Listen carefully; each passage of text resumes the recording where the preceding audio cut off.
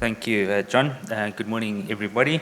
It's a great privilege to be presenting on the Green Deal and the Farm to Fork strategy here today. And I think as we've heard over the last day or so, just how important the sustainability theme is. And I think that's why we're part of the program here. I think what my real intent is to perhaps, based on what the last speaker was saying, is just highlight a few areas that might be outside your current focus and vision. The sustainability topic is not something that jumps out at you, but it's lurking there, and there's a sort of a wave coming of changes. And I guess the intent of this presentation is to make you aware of that. We can't go into any significant detail here, but at least just highlight and shine a light into some of those spaces. The Green Deal really comes. So let me just also start by saying I'm not going to go into a huge history of the Green Deal, and I'm assuming to some extent most of you are already familiar with the Green Deal and the Farm to Fork strategy. So I'm going to just highlight perhaps some changes that have happened and significant movements and developments in the last sort of 18 months or so. But just a bit of history. Obviously, the Green Deal comes from about 2 decades of political change, particularly in Europe, where Green parties have increased their significance and influence in the political landscape across Europe, ultimately getting to the point where they've been voted into power in their governments and their member states, and that's ultimately been pushed through to Brussels, and the Commission really getting a mandate in about 2019 to form this overarching policy, this new thinking about how Europe needs to operate and change for the next couple of decades to align itself with a greener future. Of course, it also reflects to some extent Europe's commitments to other international agreements around climate change, etc. But it really is the slogan, and there's quite a lot that falls into the Green Deal. Obviously, we'll focus on the Farm to Fork strategy here, which is really how the food is produced, packaged, distributed, and consumed. That's really what they're trying to change. Obviously, they're focusing on the materials we use, trying to recycle and change the processes around the impact of materials there. Another key aspect is preserving Europe's biodiversity and bringing nature back into a lot of agriculture, which has been lost previously. And this correlates very closely with some of the market access requirements in terms of how they see they need to protect, from a biosecurity point of view, their own local production. Achieving climate neutrality, they've got a target of being climate neutral by 2050, and some of the immediate things that they've brought in is like a carbon border tax, to regulate imported product as well. Other really important aspect to understand about the Green Deal is how it's been funded. A critical aspect of it is that they recognize that production, if you're going to change production, if you're going to change the economy, you have to resource that process and fund it. So effectively what it means is that there are huge subsidies available to people across the supply chain, and there's cheap loans, and I'll expand a little bit more on that. But I guess the biggest change that's actually happened in the last year is all this other stuff has been put on the back burner because of the Ukraine-Russian war, which has directly focused them on energy, and what they need to do to make sure that households can actually maintain live within their budgets just because of the high energy costs, and it's really pushed forward a lot of the thinking about renewable energy and different sources of energy, which you'll see in a moment. So while this has been coming for a long time and was significantly building up steam, I think some of that steam has been redirected now into the energy sector as opposed to all these other areas. Just also, as I mentioned earlier, there's huge subsidies and resources available for people across the supply chain to adjust to this new reality. Obviously, it fits in very well with the previous speakers. I think what we clearly see within our own context is we don't have access necessarily to quick, easy finance to make all these massive adaptations that we might need to make. Yet provision has been made within Europe for this, especially for agriculture through the Common Agricultural Policy, which amounts to 387 billion euros over 7 years. That's 2 times the South African economy is being taken out of taxpayers' money and paid across to producers to adapt. And the requirements to accessing that funding is very much aligned with the green ideal. So obviously climate change, changing the way you produce, soil health, these types of active water footprinting. So certainly to access this funding, you've got to be doing a better job from a sustainability point of view. So these are very high-level ideas. I've got 2 slides now, and I'm going to tell you that they're very busy, but it takes it down a level to take it from those ideas that the Commission has been working on and actually putting into practice and effectively instructing member states, these are the areas that we want you to focus on, and it gives you a very good sense of actually where they're looking. And a lot of it, as I said, is around energy. So the sequence is not necessarily in chronological order, but it's a group of action plans that the Commission is now compelling member states to roll out. So it obviously starts with the Green Deal, the strategy for hydrogen, there's work to decarbonize the EU gas markets, EU climate change law, proposed climate targets by 2030, strengthening the fluorinated greenhouse gas proposal, the EU strategy to reduce methane emissions, there's a methane strategy, energy performance of buildings, new regulations to change ways buildings are worked on. There's the EU biodiversity strategy, the EU forestry strategy. And for the first time, we're actually seeing some of the intent of Europe to influence production outside of Europe through the regulation to curb EU-driven deforestation. So they're actually looking at the impact elsewhere in the world. Pioneering proposals to restore damaged ecosystems and bring nature back into Europe. Action plans towards zero pollution. And it goes on and on. The later ones are probably more relevant. The new circular economy for cleaner and more competitive Europe. That's that recycling, changing what we have to do from a packaging point of view. The farm to fork strategy obviously is there as well. The communication on sustainable carbon cycles, new EU soil strategy, and the new carbon border tax. So these are actually now policies that are becoming regulations and actually have milestones and binding conditions that they're placing on member states. Hopefully you've got a sense that things are speeding up radically, and what you can see actually is that the Green Deal's really been an opportunity for Europe to rethink all their policies and of now putting a sustainable green tinted glasses on it, if you could put it that way.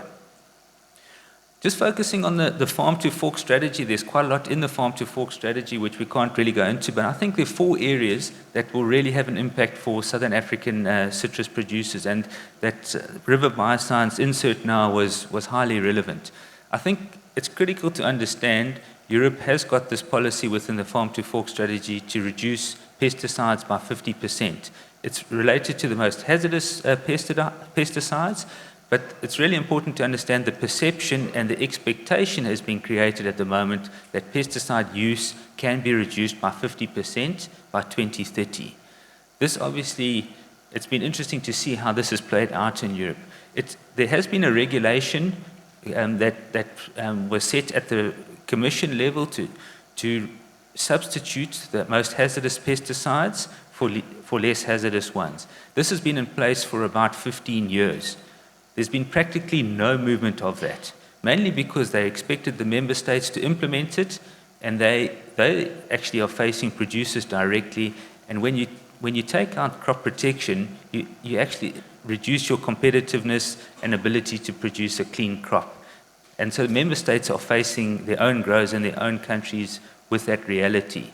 It's got to a point now where the Commission has brought in this new regulation called the Sustainable Use of Pesticides, where they're actually having these binding targets for the member states. So they're giving them the tools to actually push this down to the producers. So it does mean that European farmers are going to have less options. There's an increase in demand for organic. Now, this is again an expectation that's been built because the farm to fork strategy says 25% of production in Europe by 2030 needs to be organically produced. We know, for example, in Spain, There's some areas that are up to 30% of the lemon production is now organic. But practically, for the rest of Europe, it ranges from about 3 or 4% to just about 26% on average across the member states. So there's a long way to go, and this is actually one of the aspects that was completely sort of set aside when the Ukraine-Russia war broke out. Food security became the predominant priority, and all movement around organic, or movement to try increase organic, has been set aside. As I said, the improved incomes for primary producers and reinforcing competitiveness, I think this is really going to affect us here in South Africa, mainly because if you look at that subsidy through the Common Agricultural Policy, about 35 to 45% of the price that a European producer gets for his product is through subsidies. It's got nothing to do with the quality of that product. It's got nothing to do with the volumes or how it's packaged. It's not dependent on the product itself. It's just pure subsidies. What we are seeing is that European producers are not able to achieve some of the sustainability metrics, and they're not accessing that subsidy. So they are now becoming less competitive. And what that means is, this is why we're seeing them in the streets.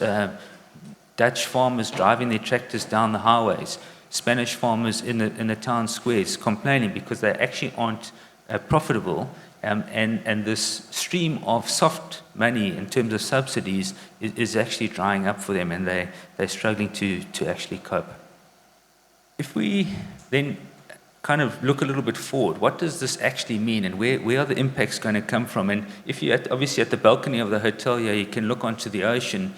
To use a bit of an analogy, so when you think of waves coming in, obviously there's a swell that develops, forms a wave, and then sort of crashes and rolls onto the beach. I guess going through these few slides is giving you a sense of where we might be in the formation of a wave and when it crashes, and hopefully giving you a sense of where you need to position yourself. You don't want to be at that point where the full impact of the wave is crashing. You don't want to get dumped. You don't want to also, well, you may choose to be far out and be on the shore and really only catch the tail end of it, sort of a late adopter type thinking. Or you might actually want to get on the wave and surf. I know we've got a couple of surfers in the room here that I recognize, and there could well be opportunities for South Africa to actually catch the wave and outcompete our competitors. So hopefully you'll get a sense of that through these next couple of slides. The first thing is, I think in the near term, exactly what has been said time and time again in a couple of other talks, we can expect disruption. We see this because the policies at a high level are getting rolled down and being implemented at a member state level. Things like labeling, different opinions on how labeling needs to be done. Packaging is another example. How you declare things at different border posts. And so I'll mention that it's a really significant thing that in the French market, they're contemplating rating each product from 1 to 7, I think it is, on your carbon impact, your environmental impact. So the packaging requirement for France is going to require you to actually declare that. And so these are the types of things that are getting implemented. And what it's actually leading towards is really a deglobalization, a movement away from a common market. So that's where the disruption to supply chains and challenges is really going to kick in. I'd spoken about the organic production. I think this is something exporters are going to have to handle and really explain to our trading partners. Because of our phytosanitary requirements, there's not a lot of wriggle room in terms of moving to organic. In that sense as well, I think exporters we're going to see this as an inevitable consequence, are going to start competing on sustainability themes. Our water footprint is smaller than that. And there's a real risk in that we actually might be not working together and might defragment the supply chain. It's going to be interesting to see how that one pans out. What is absolutely certain as well, and we're already seeing this in, for example, how Global Gap is expecting and revising their metrics for reporting in terms of impacts on the environment. And we see this in CESA. One of the questions is, Are you prepared in your businesses? Are you thinking about a sustainability dedicated resource that can actually manage the expectation or the expected data that's going to be required from you to share into these different reporting structures? In the medium term, looking at sort of after 2 years, that's when we do think the crop protection rollout of Europe is going to start really affecting us. As CGA, what we've done, we track all the active ingredients that we're using in the industry. We're tracking their history, their regulatory status, and trying to predict at what point some actives might be withdrawn from the industry. If they're going to be withdrawn, or if the probability is high, we're investigating alternatives, and this is obviously where we're working very closely with CRI and some of the ag chem companies as well.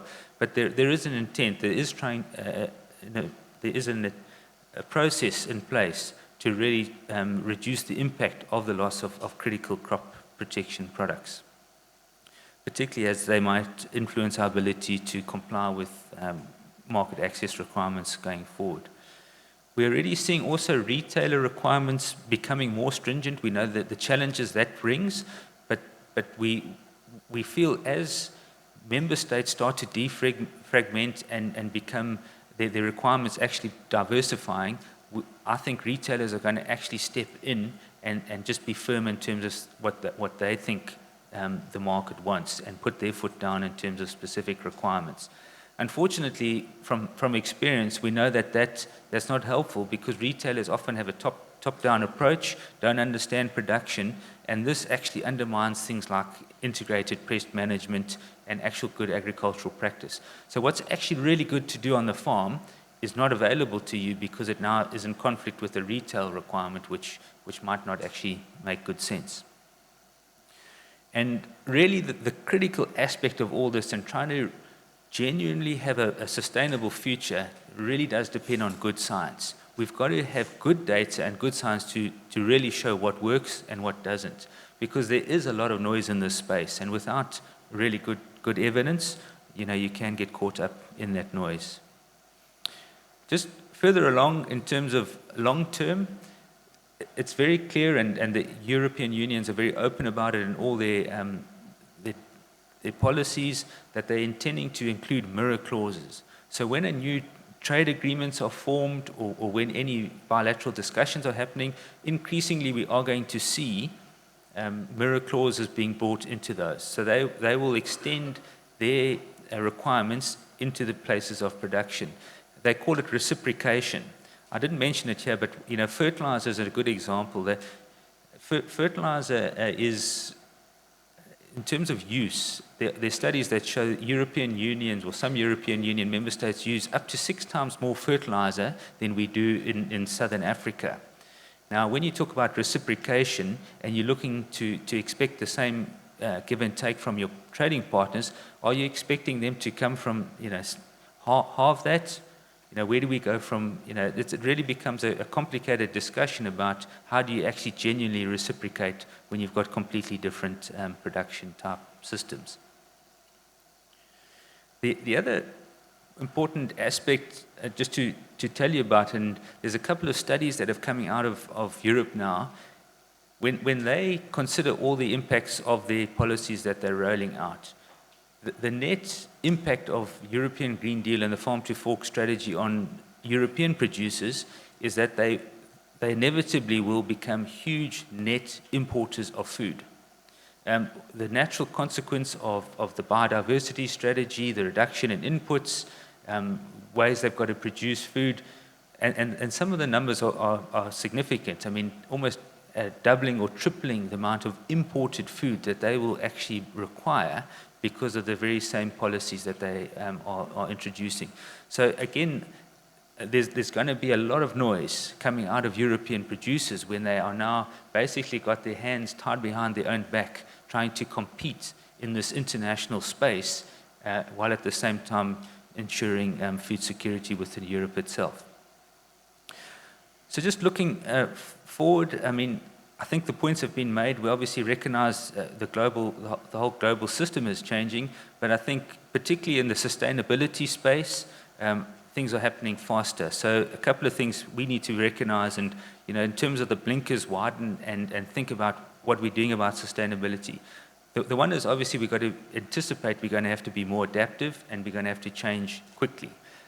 We have to accept that global supply chains are going to become more complex and are deglobalized. So as I said, your packaging, for example, that might be relevant for France might not work in the Netherlands or Germany.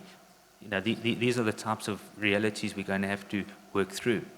Obviously, as policy goes from the high level down to implementation, that's where the real devil's in the detail, and that we anticipate being where we need to focus our time.